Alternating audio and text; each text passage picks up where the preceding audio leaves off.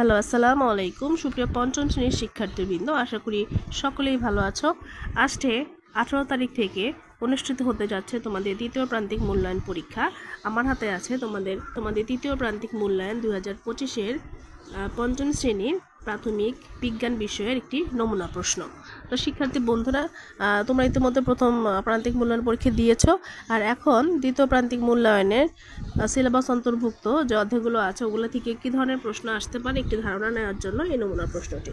সময় থাকবে 2 ঘন্টা 30 মিনিট, পূর্ণমান থাকবে 100।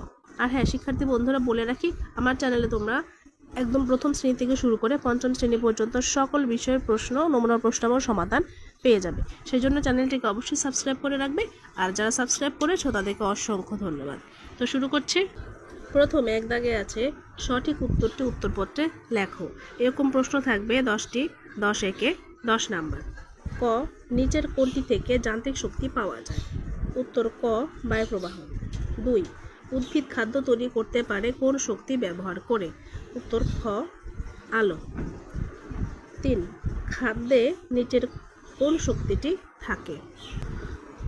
গ, রাসায়নিক শক্তি। 4, কোনটি জাঙ্ক ফুড? ঘ, পটেটো চিপস। 5, জাঙ্ক ফুড খাওয়ার ফলে কোনটি হতে পারে? ঘ, যকৃৎ অকার্যকর হওয়া। 6, মাছ ও মাংসে কোনটির মাধ্যমে পচন ধরতে পারে?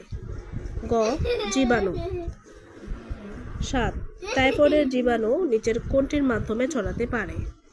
ক, পানি। 8, কোনটি ম্যালেরিয়া বা ডেঙ্গু রোগের বাহক? গ, মশা। 9, সূর্যের চারিদিকে একবার ঘুরে আসতে পৃথিবীর কত সময় লাগে? গ, 365 দিন। 10, বয়ঃসন্ধিকালে নিচের কোনটি হয়ে থাকে? গ, শরীরের গঠন পরিবর্তন। 2, শূন্যস্থান পূরণ করো। একটিতে 2 করে 5 দুগুণে 10 নাম্বার। ক নাম্বার আছে পদার্থের সূক্ষ্ম কণাই হলো পরমাণু। খ, মাছ, মাংস, শাক সবজি আমরা রেফ্রিজারেটরে সংরক্ষণ করি। গ, জাঙ্ক ফুড সুস্বাদু হলেও সুষম খাদ্য নয়। ঘ, হাঁচি কাশির সময় টিস্যু বা রুমাল ব্যবহার করা উচিত। উ, পৃথিবী সূর্যের চারপাশে একটি নির্দিষ্ট পথে ঘুরে। 3, শুদ্ধ অশুদ্ধ নির্ণয় করো। 5টি আছে, একটিতে 2 করে 5 দুগুণে 10 নাম্বার।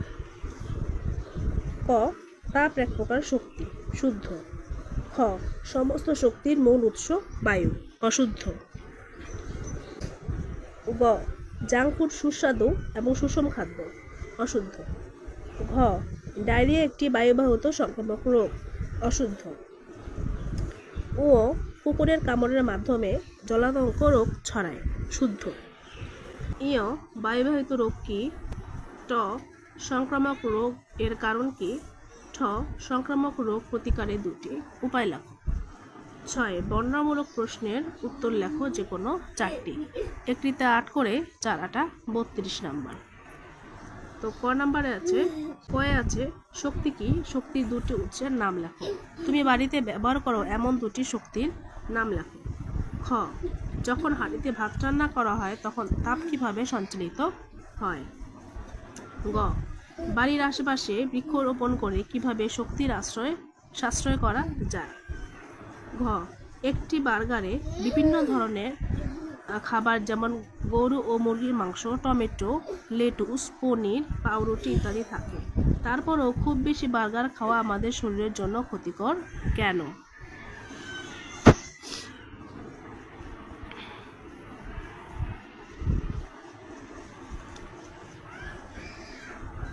ও, খাদ্যে রাসায়নিকের ব্যবহার আমাদের স্বাস্থ্যের জন্য ক্ষতিকর কেন?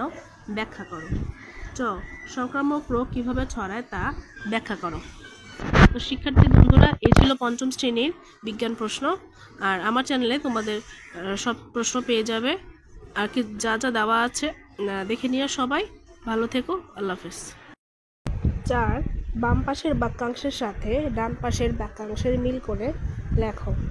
একটিতে 2 করে 4 দুগুণে 8 নাম্বার। এ হলো বাম পাশ, এ হলো ডান পাশ। ক, কোনো কিছু করার সামর্থ্যই হলো 4 হলো শক্তি। খ সূর্য থেকে পাওয়া শক্তি। 5 সৌরশক্তি নামে পরিচিত। গ সুস্বাদু হলেও সুষম খাদ্য নয়। 6 জাঙ্ক ফুড। খ পদার্থের সূক্ষ্ম কণাই হলো 2 পরমাণু। সংক্ষিপ্ত প্রশ্নের উত্তর দাও। 10টির উত্তর দিতে হবে, একটিতে 3 করে, 3 10 30 নাম্বার। ক পরমাণু কি? খ শক্তির মূল উৎস কি? গ শক্তির 2টি রূপের নাম লেখো। ঘ গিটার বাজানো হলে কোন ধরনের শক্তি উৎপন্ন হয়? ও খাদ্য সংরক্ষণের 2টি উপায় লেখো। চ খাদ্য সংরক্ষণের উপকারিতা কি? ছ কিভাবে আমরা সুষম খাদ্য পেতে পারি? বর্গীয় জ কোন কোন খাদ্যে কৃত্রিম রং ব্যবহার করা হয়? ঝ নিরাপদ খাদ্য গ্রহণ না করলে কি কি হতে পারে?